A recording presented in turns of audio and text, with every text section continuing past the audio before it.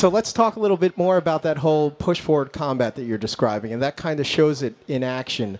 You're never stopping. You might be backing up a little bit, you might be moving to the left or right, but you're always kind of pushing combat forward, right? Is that...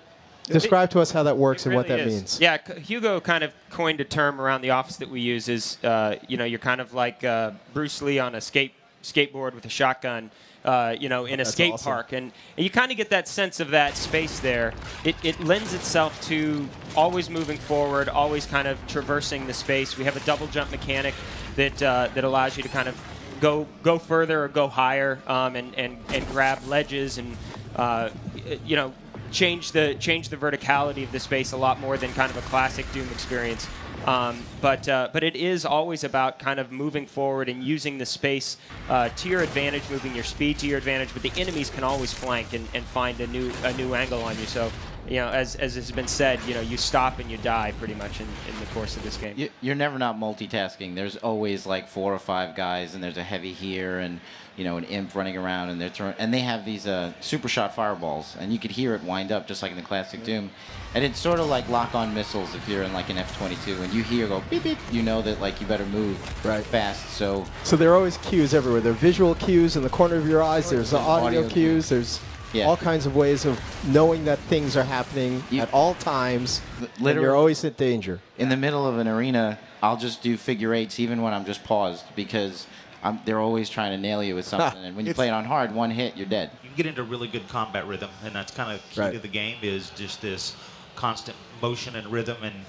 And with the drops that are coming out, your health is really low, and in the middle of big combat, you don't look for health packs. You look for fodder because if you don't find something to kill, you're going to die. Yeah. Right.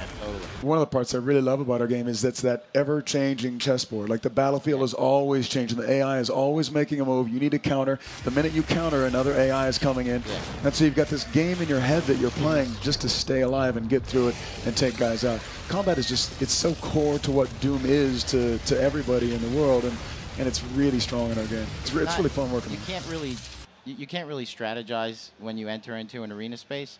It's more like moment-to-moment, split-second strategizing because it's changing constantly. Right. It's very improvisational. Yeah, everybody has a plan until they get hit in the face. Pretty much.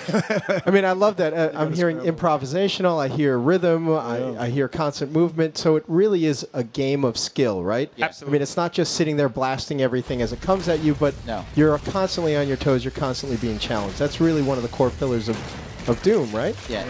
And when it's on hard, if you just straight line a guy and just like, I'm going to take him out, and I'm going to take him out, you're going to get wrecked. Like, you kind of have to do, like he says, on a skateboard, like, that's why we call it skate parks, because you have to kind of do drive-bys. Like, I'll put a couple in you and a few more in you, and I'll come back. Because if you stop and try to take out a guy at once, you're going to get wrecked. It's not a tactical shooter. It's not a cover-based shooter. It will test your skill.